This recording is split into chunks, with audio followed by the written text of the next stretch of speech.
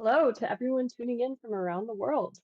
My name is Katie McCormick. I'm a quantum science educator and communicator at IBM Quantum, and I'm in Fair Oaks, California. Where are you tuning in from?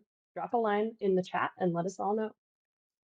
And while I wait for your responses to come in, let me first welcome you all to the Qiskit Quantum Seminar. As a reminder, the seminar takes place every Friday at noon Eastern Time and will be hosted on the Qiskit YouTube channel. You can always subscribe to go back and catch up on anything you missed, but you can only ask questions here live now during the seminar. Again, I'm Katie McCormick, and I'll be your host today.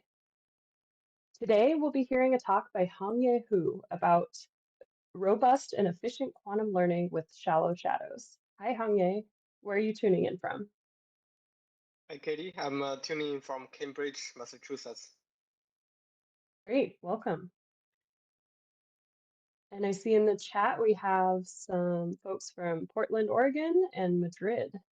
Welcome, everyone. I'll start with an introduction of Hongye, and then we can get started. Hongye Hu is currently a Harvard Quantum Initiative Fellow with a focus on the intersection of quantum information science and machine learning. His research interests span several areas, including the machine learning of quantum systems, quantum simulation, quantum optimal controls, and quantum error mitigation and correction. Hongye earned his PhD from the University of California, San Diego in 2022. Before that, he completed his Bachelor of Science degree at Peking University in 2016. In addition to his academic pursuits, Hongye has actively collaborated with leading industry players such as IBM Quantum, Q-Era Computing, NASA Quantum AI Lab, and NVIDIA, contributing his expertise to push the boundaries of quantum computing technology. And with that, we can begin whenever you're ready, Hongye. Thank you, Katie, so much for the introduction. It's my great pleasure to be here to talk about our recent work on efficient and robust quantum state learning and its applications. And this talk is mainly based on these two works. So the first work is already on arXiv, and we are going to give a significant update on the arXiv soon. And then later for the applications is some paper we are wrapping up and in preparation. So right now we have seen like over the past 2 decades, people have really pushed to make this quantum computer work. And one of the motivation to build a universal quantum computer is to actually simulate the quantum phenomena. So starting from the beginning of the quantum mechanics, Paul Dirac said a large part of the physics and the whole chemistry are completely known, but actually the difficulty is how do we solve these coupled equations, and they're too complex. So indeed, the classical simulation of the quantum system is very difficult. However, it's very essential for us to understand the quantum world, for example, understanding these chemical reactions. And if we can solve the energy level of quantum many-body Hamiltonian, then in principle, we can have a better understanding of what type of the reaction could happen in reality. So that's one motivation why people are building this programmable quantum simulator or quantum computer.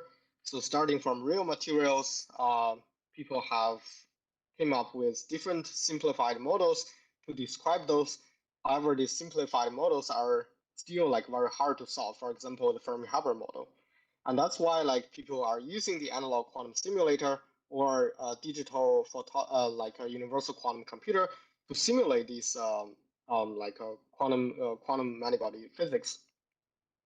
And hopefully, by doing the simulation, we can have better understanding of the models and leading to like new understanding of the materials and design better materials. However, I want to emphasize being able to simulate these models on a quantum computer is not the end of the story, because we need to read off the quantum properties in order to have a better understanding. And actually, this readout is not very easy. So here I want to emphasize like 3 challenges related to this readout procedure. So the first one is due to the high dimensionality of a quantum states. So for example, if we have a quantum states, full classical description of that will be a density matrices, which is a capital D by capital D Hermitian matrix, where the capital D is 2 to the n, the Hilbert space dimension. And each time in the measurements, unlike the classical objects, if we do the measurement and open the black box, the quantum state will collapse. So we need to prepare many copies of the quantum system in order to have this full description of the quantum state inside this quantum computer. And how many copies do we need? By naively counting the number of parameters in these density matrices, you may suspect they are it's going to scale exponentially. And indeed, that's the case. So people have proved that if we have a low rank R quantum states, it will require like exponentially many copies of the quantum states to achieve this full quantum state tomography. So that's like really challenging and like a time-consuming task. So for example, the state-of-the-art full quantum state tomography has been performed only on like 10 or 14 qubits and takes over 1 million measurement settings like weeks to complete. And the second challenge is related to like measuring many observables simultaneously.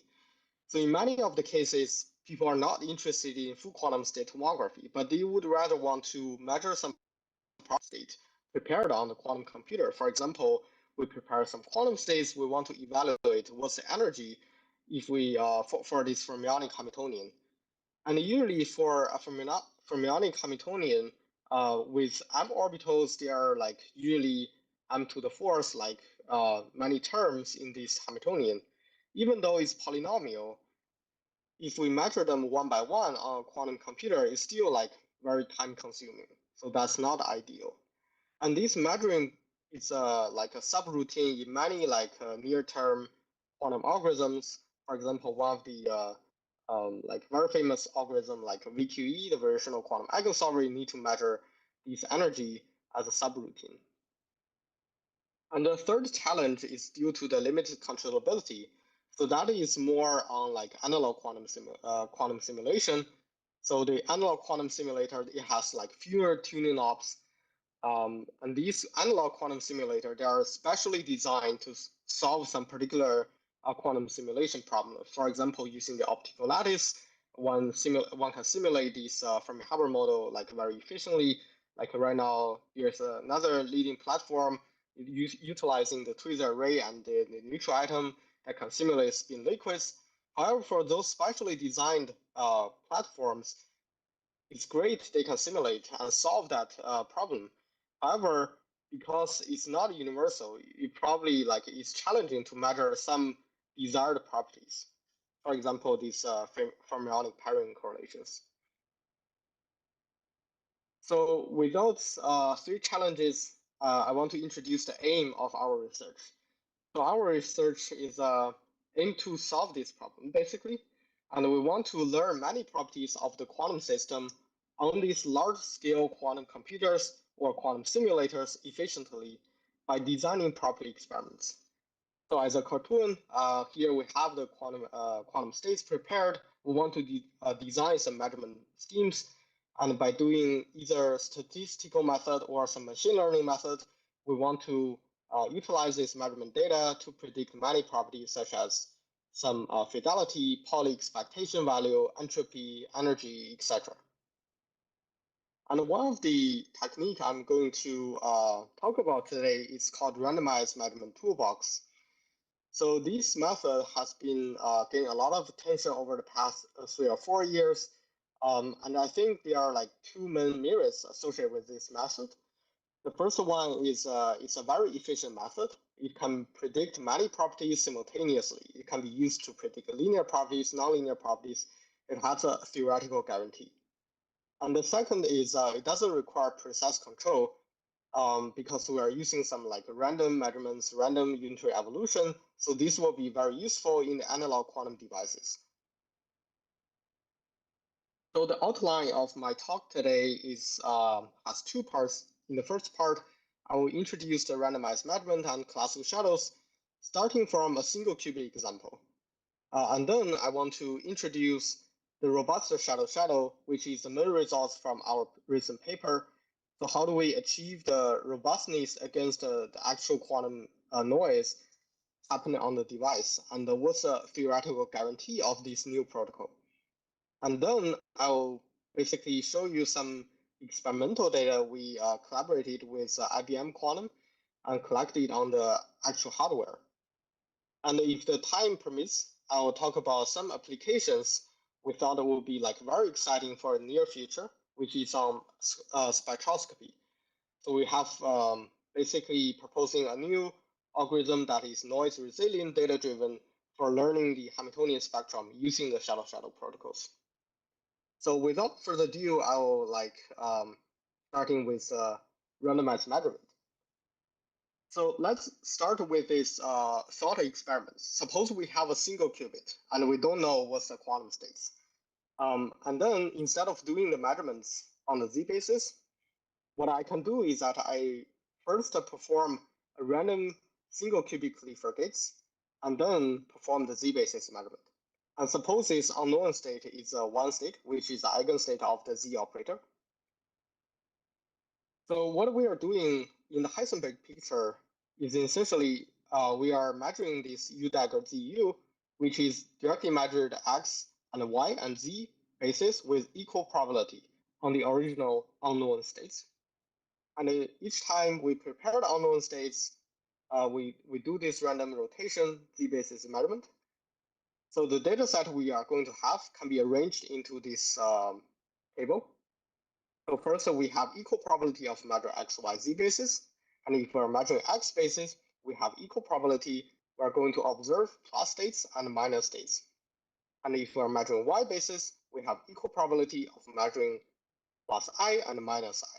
And if we're measuring Z, we're going to get this one state as an outcome all the time. So here inside this orange box is all the data we're going to have. And we see this data set, each of the data associated with two probability.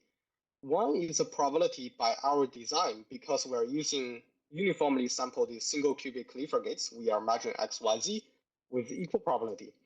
And the second contribution is from the quantum mechanics Bohr rule. I have this randomized measurement data set. And what if I just take each of the measurement outcome as a classical shadow of my unknown quantum states? Then what will happen? Suppose we are using this data set to predict the Z expectation value. Once we do the math, we'll see this outcome will give us 1/3. However, we know this unknown quantum state is a one state, which should have expectation value equals to 1. So what is wrong with this naive classical shadow? It turned out to be like they are like 2/3 of the probability we are measuring X and Y basis, and this measurement outcome will basically give you zero expectation contribution to the Z expectation value, and only 1/3 of the time this data is actually useful for this prediction task. So basically, we need to rebalance the probability. So instead of using the measurement results as a classic shadow directly, what we can do is that we multiply the outcome by 3 and shift it by identity matrices. And the reason we want to shift that is we still want the zero hat, the classic shadow, to be a valid quantum states, which means that if we take a trace, it will give you trace 1. And one can check if I do this affine transformation of the measurement results, the expected outcome ensemble average of these measurement results will give us original underlying quantum states. So we achieved this reconstruction, and each of these zero hat is actually a valid classical shadow of the quantum states. Even though this is a very simple example, it illustrates some core concept in the randomized measurement world-class shadows. So first of all, the data set we're going to have is all these measurement outcomes. And each of the data is associated with two probability. One is probability by our design, which associated with a unitary ensemble we are using. And the second contribution is from the quantum mechanics Bohr rule. And if we take ensemble average of this data set, we can prove this ensemble average is related to the underlying quantum state rho by a linear map. And people usually call this shadow map. And then if we find the M inverse, which is called a reconstruction map, we can apply that to the measurement data set. And this will give us unbiased reconstruction of the underlying quantum states. And from this single qubit example, this very simple affine transformation, like 3 times sigma minus 1, is actually the M inverse, the reconstruction map. So I can easily generalize the idea of a single qubit randomized measurement to like arbitrary quantum system. So essentially, the classic shadow tomography contains two parts. One is a random unitary evolution, and then the second part is a computational basis measurement. And using the Heisenberg picture, we are essentially doing random projection of the original states into different directions, and each time we'll get a classical snapshot of the quantum states. So step one, we choose a random unitary evolution from the ensemble, which we designed to evolve the quantum states. And then we take a second step, the z-basis measurement. After measurement, the state will collapse to a B string, like 0, 1, 0, 1. We use the cat B to denote the measurement outcome. And the third step, on a classical computer, we calculate the back evolution, U dagger B, on this classical computer, and this sigma is what people call classical shadows.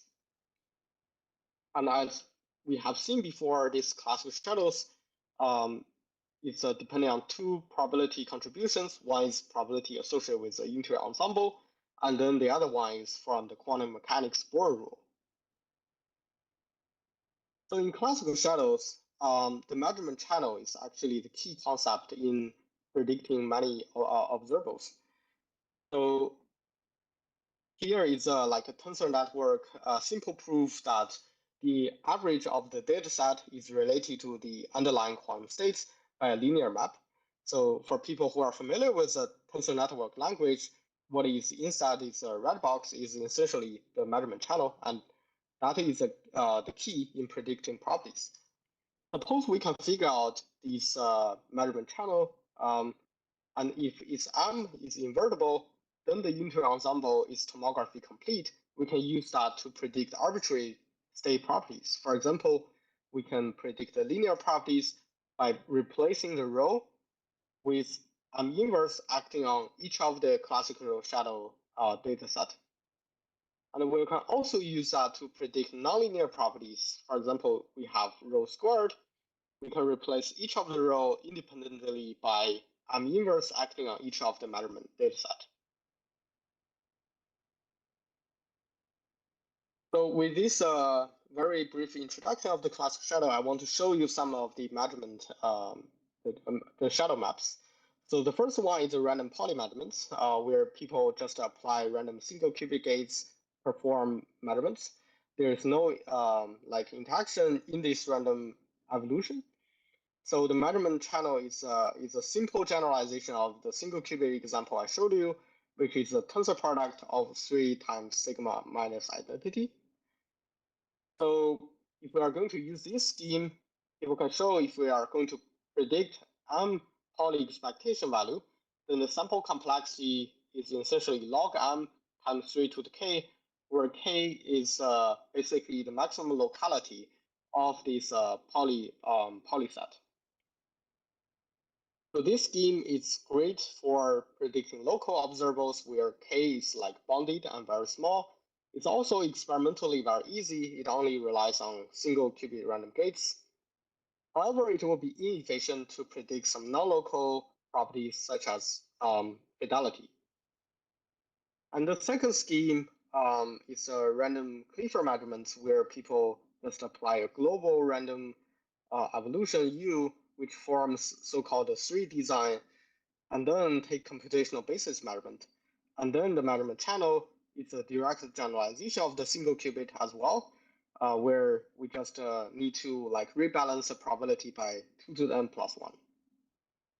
So if you are interested in using this scheme to predict M linear property like O1, O2 up to OM, the sample complexity will scale as log M times maximum of trace O squared. And suppose if all these observable O is a low rank observable, such as fidelity, then trace O squared is a constant, which is independent of system size. So the random Clifford measurement is actually great for predicting non-local properties such as low rank projectors and fidelity.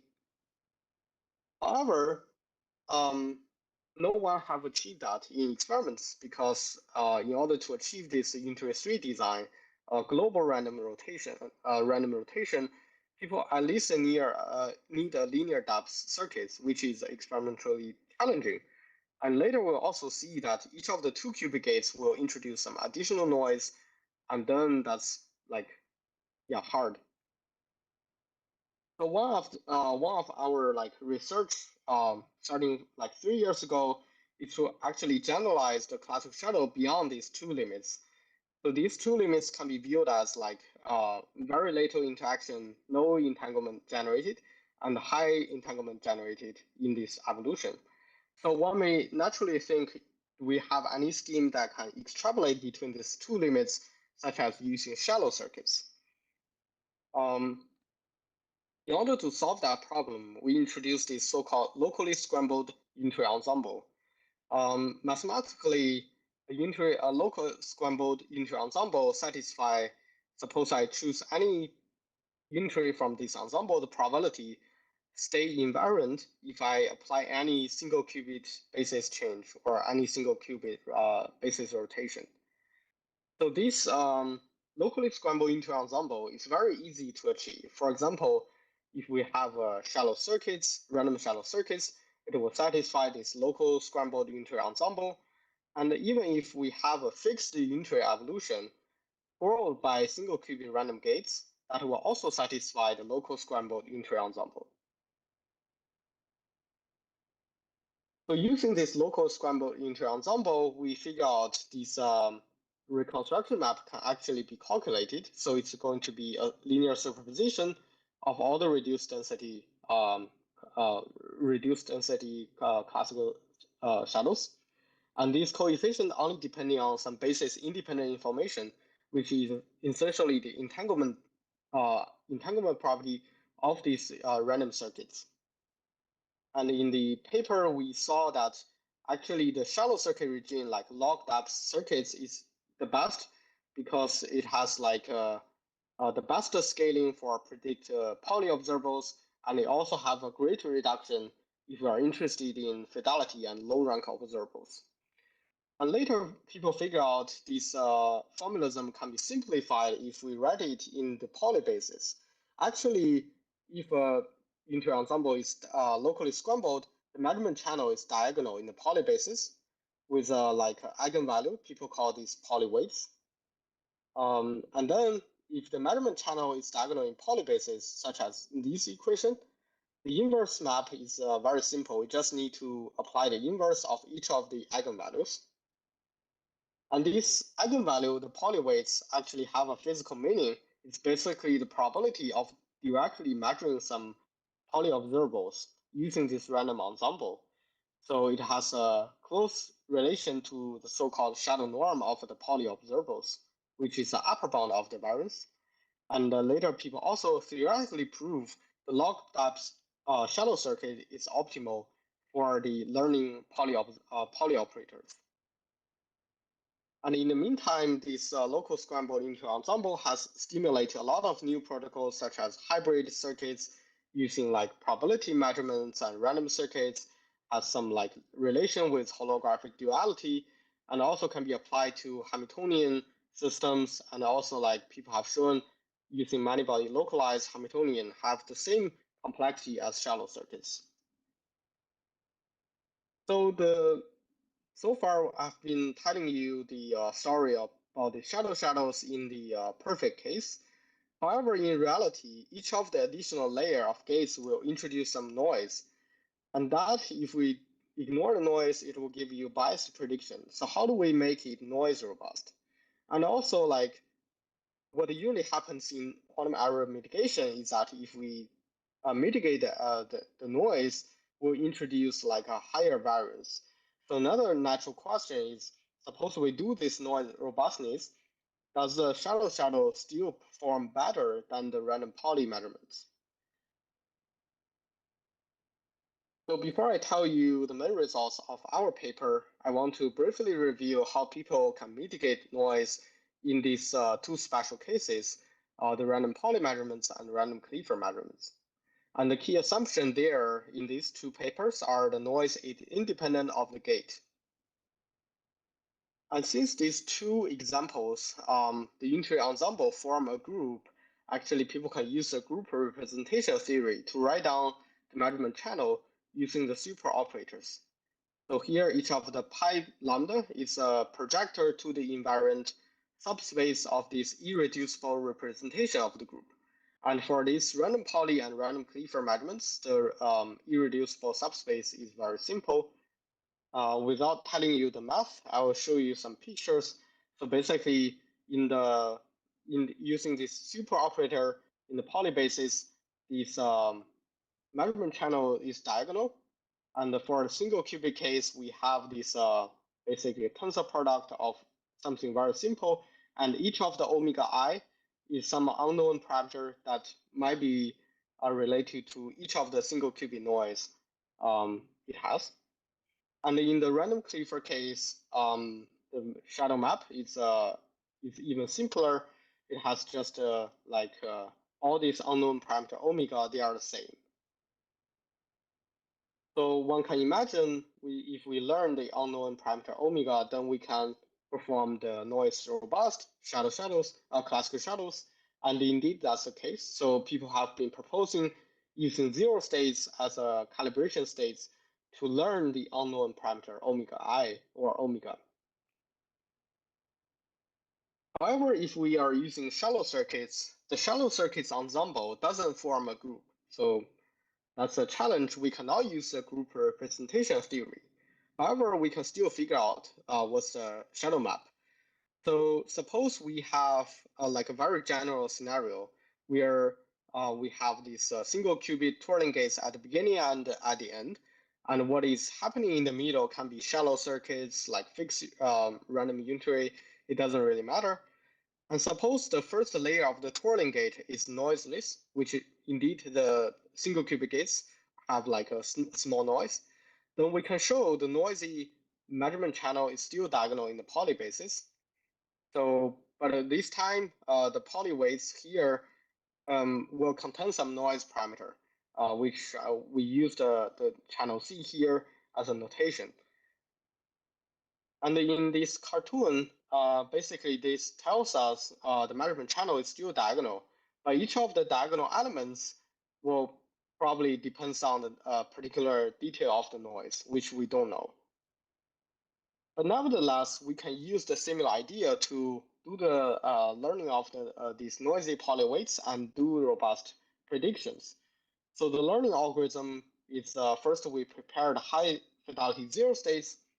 We use the random circuits we are interested in. Either it's a random, for example, it could be a shallow circuits. We evolve the states, we do the measurements, and then we have a measurement results from like labeled by B.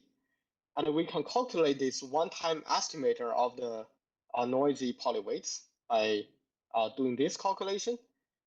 And here we see that this U is actually the perfect evolution. However, I want to emphasize this B, the measurement results, is actually from the quantum devices. So this one-time estimator, actually we can show, will converge to the true noisy Pauli weights, like these cross the correlation between the perfect case and the noisy case. And in the new update of the paper, we have a theoretical guarantee on this calibration procedure. So basically, given an epsilon like a precision, we need a number of calibration data, which is inverse of epsilon squared times the maximum of some shadow norm to the fourth power. And this amount of the samples in calibration is enough to guarantee the following robust shadow procedure to estimate any k local observable to this epsilon 2 to the k with really high probability. So this is a naive calibration, which has a theoretical guarantee. But as we see, that's too general. We didn't even take the shallow circuit structure into account. However, in reality, we have a shallow circuit that has a lot more structure. So we are thinking maybe we can use that extra information and bring down the calibration sample complexity. And indeed, that can be achieved. For example, in reality, we are going to have is we have single qubit random twirling gates, some CNOT gates as entanglement gates, and maybe some noise channel happened when we apply these two qubit gates, which we don't know. But suppose this noise is time independent. And if we assume the single qubit twirling gates is noiseless, then we can show we can basically replace any time independent noise channel by some polynoise. And theoretically, that's saying in the noise robust shadow, we can use a stochastic polynoise model in the data post-processing to effectively capture any like time independent noise happen in the real physical circuits. And the idea of this proof is very simple because we want to show the measurement channel will stay the same if I replace the time independent noise by some polynoise. And since the measurement channel involves ensemble of random single qubit gates, we can insert in some like virtual twirling gates.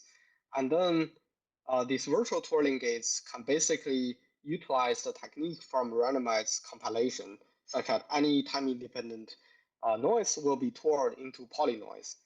And furthermore, in the paper, we have some discussion on the time-dependent non-Markovic noise, but I'm not going to show it here. So with that, we basically showed that any time-independent noise can be captured by this stochastic polynoise, but still, like there are 4 to the n different Pauli generators that could be like, containing a lot of more parameters. So we borrow the idea from the sparse Pauli Limbat model, basically saying that in reality, we are going to also have, with large probability, have the nearest neighbor crosstalk. And then we can further bring down this arbitrary polynoise model to the nearest neighbor sparse Pauli Limbat model. So if you are using the this geometric locality, we can dramatically bring down the unknown parameter lambda associated with a polynoise into some polynomial number. And suppose we know what's this polynoise number, like parameter lambda k, we can use that to insert into these noisy polyweights, and actually we can calculate each of the polyweights.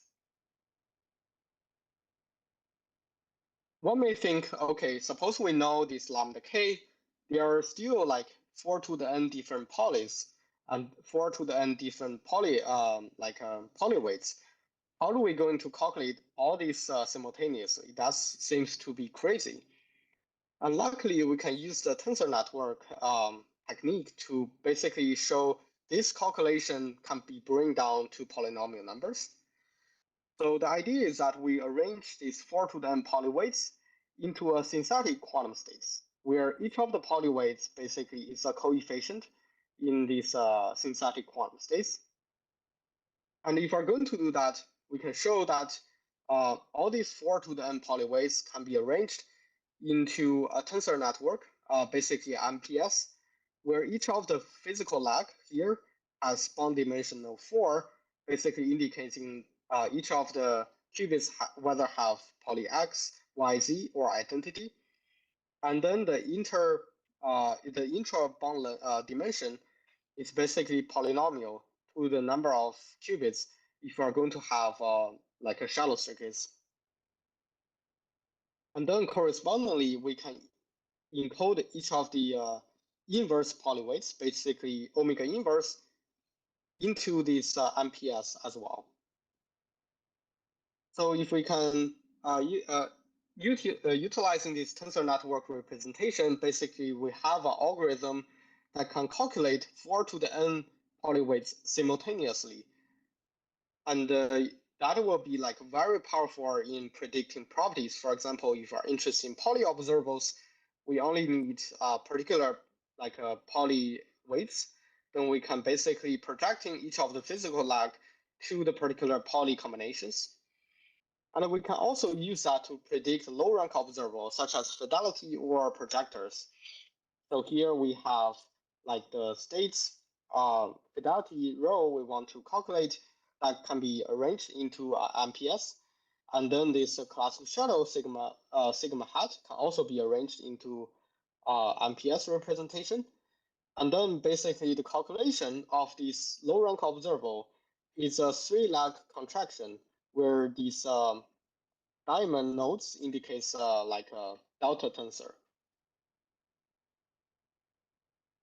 So with that, we have a polynomial algorithm that can calculate all these 4-to-the-n polyweights. If we know what's this noise parameter lambda k happening on the devices, but we don't know that, how are we going to learn it? So we propose to use the Bayesian learning technique. So first of all, we have some prior knowledge of what are these lambda k associated with each of the qubits and crosstalk. But we don't need that to be like very accurate. So we prepare the high fidelity 0 states and collect some randomized measurement data set. And from that, we can use this formula to calculate 4-to-the-n different polyweights to form an estimate of the noisy polyweights. And using that, we can have a likelihood function. And then we use the likelihood function to update our knowledge on the prior distribution. So basically, this will give us a posterior distribution of what are the lambda parameters going to be. And then we can read out what's the highly likely noise parameters using the Bayesian learning.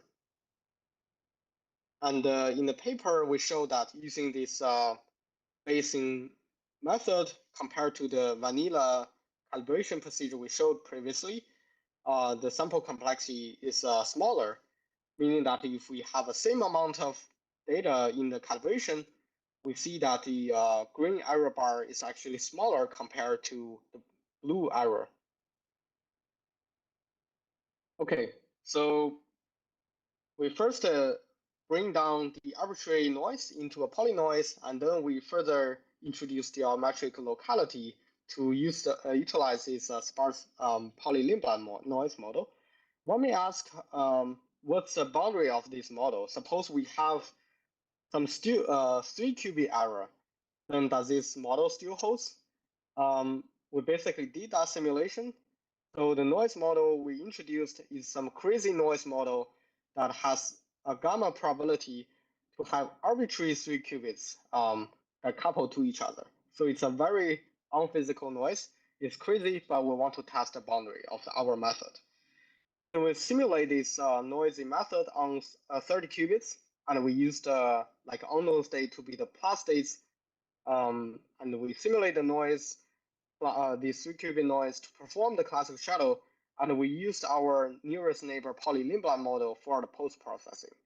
And here is the results. So when gamma is 0, there is no 3-qubit correlated error. We see the green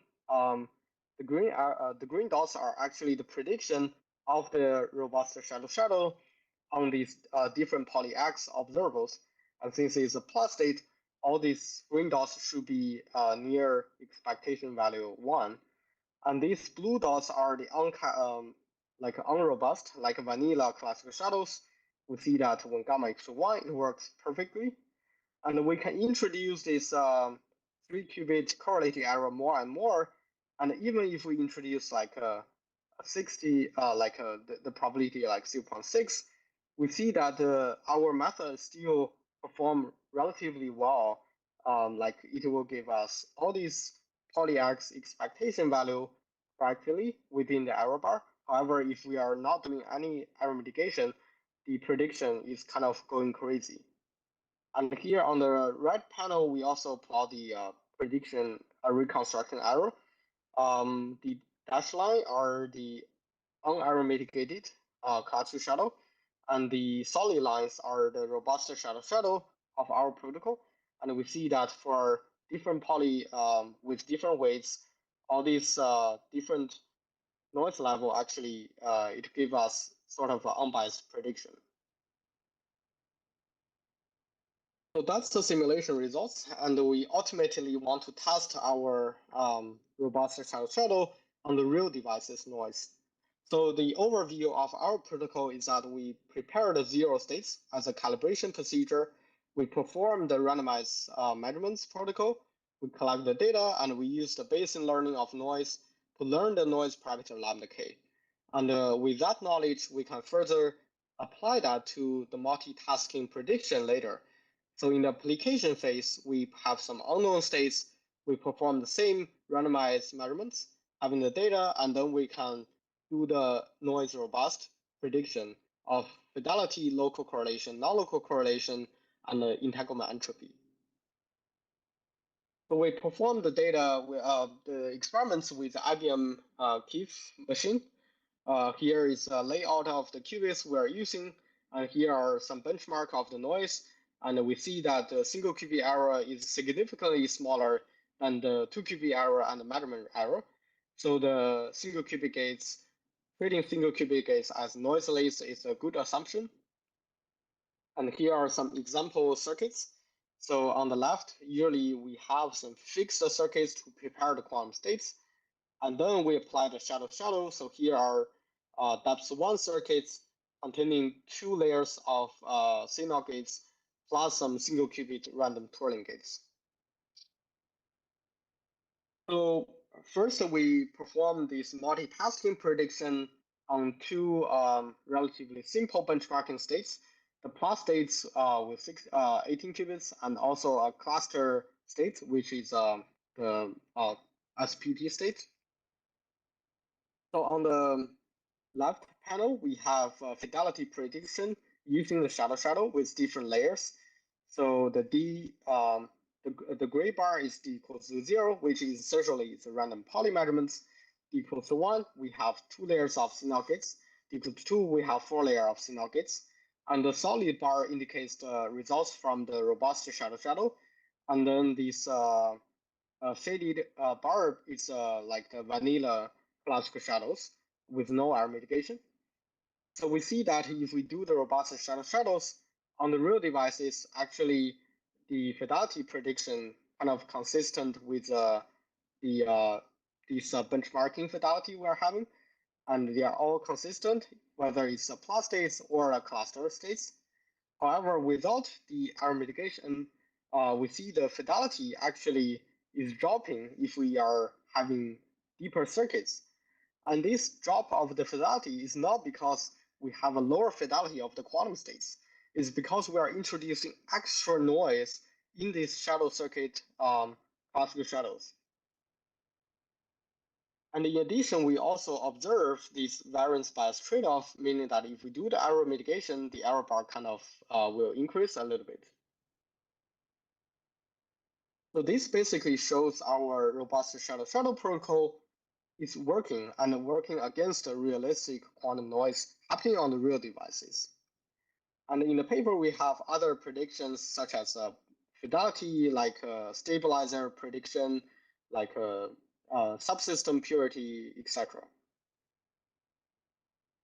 And a natural question is, why should we use the shadows compared to the random Pauli measurements? And the answer is that it will have an advantage if you are using shallow circuits in the sample complexity. For example, if you are interested in low rank observables such as fidelity, so here is a standard deviation plot against different depths. And the standard deviation indicates the sample complexity. So suppose we are using like d equal to 0, which is a random Pauli measurement. We see the sample complexity is higher. And as we increase the circuit depth, we are basically decreasing the sample complexity. With the same amount of data, we are actually getting more accurate prediction on these non-local properties. And indeed, that's true. Suppose we are having shallow circuits. If we increase the circuit depth, we see that the sample complexity actually grow much slower than the random Pauli measurements. And the similar story happens for predicting Pauli observables. So here, suppose we are using random Pauli measurements indicated by d equal to 0. We clearly see this 3 to the k scaling. And if we're using shallow circuits, we see the sample complexity growth with the non-locality of the Pauli k is actually smaller than 3 to the k. It's actually even smaller compared to 2 0.28 to the k, which is a theoretical upper bound. And here I want to emphasize the line are calculated using our theory. And here the dots are collected on the real devices, and they are matching really well. And on the paper, we also have a discussion on the variance and bias trade-off theoretically, but during time limits, I will not show you the detail of the results here. For interesting readers, I will refer to our paper. And last but not the least, we did some more interesting states, which is AKLT resource states. So this is a protocol proposed by this paper that has a constant depth to prepare some AKLT states. So we prepared AKLT states, and what we did is that we predict the subsystem purity or the second range entropy of any two pairs of qubits. So in total, there are like more than 200 different pairs. And on the left, we show the theoretical plot of different pairs of the second range entropy. And on the right, we are showing the experimental results. And here I want to emphasize all these different predictions, whether it's like range entropy, Pauli, or fidelity, they are using the same amount of data we collected. So that's a myriad of collecting data first, ask a question later. And here we show we see that the experimental prediction actually matches with the theory really well. Okay, so that's basically the robust shadow work, and I want to use the last 10 minutes to briefly introduce this application of the shadow, which is spectroscopy. So understanding the energy landscape of a molecule or materials is very important. We are not only interested in lower energy, but we are interested in maybe the lower energy manifold of this spectrum. So there are different methods to basically having this information. It can be labeled from less resources to more quantum resources. So one of the very famous algorithm is called variational quantum eigensolver. Consider like taking really less resources when just need to measure the energy on a quantum computer. And in the long run, in the fault tolerant regime, probably people want to use the quantum phase estimation. So the question we are asking is, can we find some new scheme that in the middle of this spectrum, which is better than VQE, but not resource demanding as the phase estimation. And the idea is that we want to use this measurement data-driven method, so called the dynamic mode decomposition. So this is a method proposed in the fluid dynamics. So suppose one have a bunch of data, like snapshots of fluid dynamics. The question people ask is, can we figure out the eigenmode and frequency of this Navier-Stokes equation? And that is basically the purpose of dynamic mode decomposition. And it's very natural to ask, suppose we are using a similar idea, how do we get some snapshots of the quantum system and perform the DMD? And can we read out some eigenenergy information from this data? So that basically introduced by this very interesting paper last year. The authors introduced a way to do the quantum embedding using the observables. And particularly the observable they are interested in are the overlap between the evolved states and the initial states. And this signal basically containing a superposition of oscillating signals, and each of the oscillation will have the eigenenergy information. And moreover, these the real part of this overlap can be read out by these Hartmann test circuits.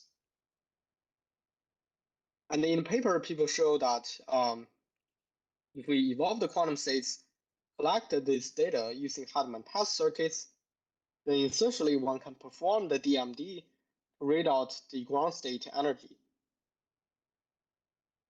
So the question we are asking is that, can we utilize the randomized measurement to replace these Hartmann test circuits? And maybe with the randomized measurements, we have a sketch of the quantum states, then we can get more observables at the same time. For example, we can inserting some arbitrary observable OA here for each of the time slice. And from the DMD theory, it tells us more observables, meaning that we have a larger embedding dimension of the quantum system, and usually that will lead to a better convergence of the energy. For example, we may have access to excited energy as well. And indeed, that's the case. So here is an overview of the new protocol we are trying to write. So first of all, we have some very simple states like B-string states we prepare. And we basically want to evolve this quantum system with the Hamiltonian we are interested in. Suppose some like a fermionic Hamiltonian or some many-body quantum Hamiltonian. And after the evolution, we want to attach a shallow shadows protocol to this whole system. Got some sketch of these quantum states, and from that we show that essentially we can replace these Hadamard test circuits by predicting some low-rank observables. And as we have seen before, the shadows is great if we are interested in low-rank observables. It's more efficient compared to random Pauli measurements. And basically, we can read out like a bunch of OA up to like OI simultaneously for the same time. That's almost like for free. And this will basically enhancing the embedding dimension of our quantum system. And using the picture like here, you can view the original proposal is that we only have one like data matrices, but with the shadow, we actually have an extra dimension related to different quantum observables simultaneously. And that will enhance the embedding dimension of the quantum system, and which indeed will lead to a better convergence of the eigenenergy estimation. So in the paper, we show that not only the ground state energy, but also the excited state energy have a theoretical guarantee to converge really fast. So here I want to briefly show you some results. So here is a quantum many-body system. We are interested in the spectrum, the lower energy spectrum of the Hamiltonian. And here are the reconstruction error for the ground state energy, excited state energy up to the third excited state energy. And here the dashed line is indicating noise level, which basically is a noise level associated with a measurement. So suppose we have a fixed measurement budget, then we are introducing some measurement noise.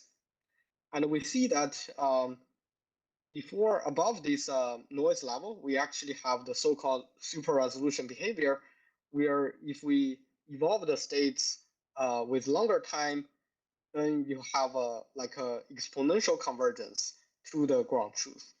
And below the noise level, we will basically recover this power law behavior.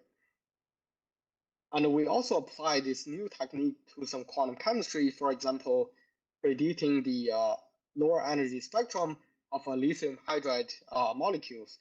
And we see that the new method is on the left panel, where all these excited state energy and ground state energy, it converges really fast to the ground truth above this 10 to the minus 3. However, with the original embedding, only the ground state energy will converge, but then the higher excited state energy will kind of stuck. So the merits of this new method is that it is a measurement data-driven method. So unlike the original quantum eigensolver, it doesn't rely on any optimization. It has a theoretical guarantee that if we do such amount of time evolution, we're going to guarantee that we have a certain estimation error. And it's sort of noise resilient, so which is great. And we also proved that it has a faster convergence for the excited state energies. So with that, I'll summarize my talk. In this talk, I introduced these noise-robust shadows, which have a theoretical guarantee using this vanilla calibration, which is a generalization of the robust Pauli measurements. It also have a theoretical guarantee on using some polynoise model, which utilize the structure of the circuits. And by combining the tensor network with Bayesian learning, we achieve a better sample complexity in the calibration procedure. And very importantly, we demonstrated this procedure on the real experiment, on the real devices, to show that this protocol is actually robust against the real noise happening in the devices.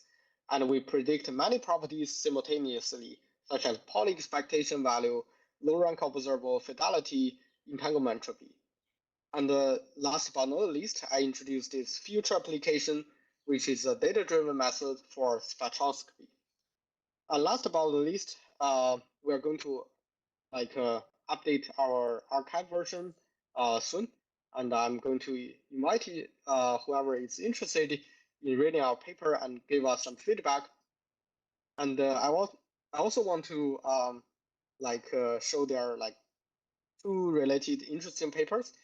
One is from Jens Eiser's group on the self-calibrated classical shadows. So under some scenario, one can actually use the randomized benchmarking results to learn these noisy polywaves. And another paper is from Schuster.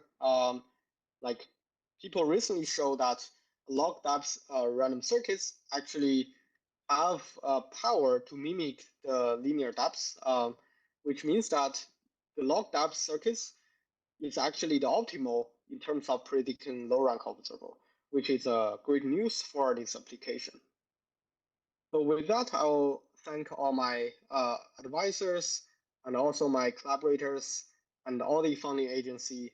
And of course, I thank you for your attention and listening to this talk. Thank you so much, Hongye. We don't seem to have any questions in the chat that are relevant to your talk, but I have a couple questions. I was curious when you were talking about the application to learning the spectrum of a Hamiltonian, what determines the number of energy levels that you can learn? Yeah, I think that's essentially bounded by this embedding dimension. So as you can imagine, so here if the embedding dimension is large and large, essentially you can encode the whole, you have the information of the full quantum states. And then you kind of have a guarantee that you learn the whole spectrum. However, that's really challenging because in order to have a larger embedding dimension, there are like two strategies. One is to evolve the quantum states for a longer time. For example, here we have delta t, 2 delta t, 7 delta t, and evolve for a longer time will give you like larger dimension, but that's like not ideal. And then the other direction is that we introduce more observables for each time. That will give you like a larger dimension. So that's a direction we are going. We are going to enhance this embedding dimension, which can bring us like more knowledge on the excited states energy level. But yeah, I guess that's essentially the bottleneck. Yeah. Okay, okay.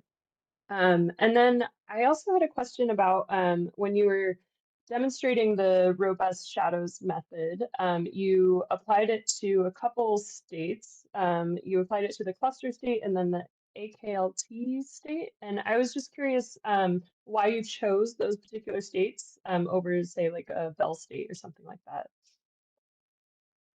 Yeah, that's a great question. I guess for the first benchmarking, we choose the plus state and cluster states.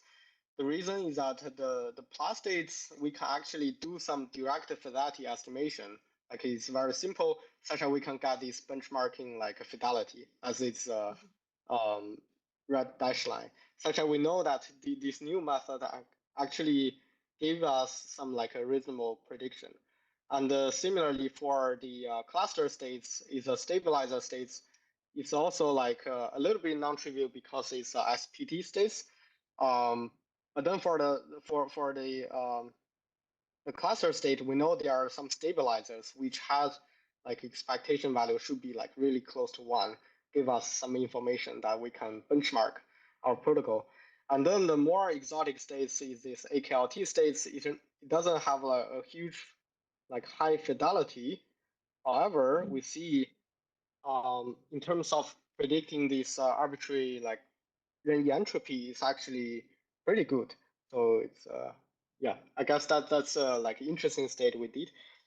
But ideally, like one could imagine apply this new protocol to different scenarios people are interested in. Right. Okay, well, I think that's all the questions we have. Thank you for the wonderful talk, and thanks so much for coming, Hongye. And of course, a big thanks to you all for tuning in. If you liked this video, go ahead and like it.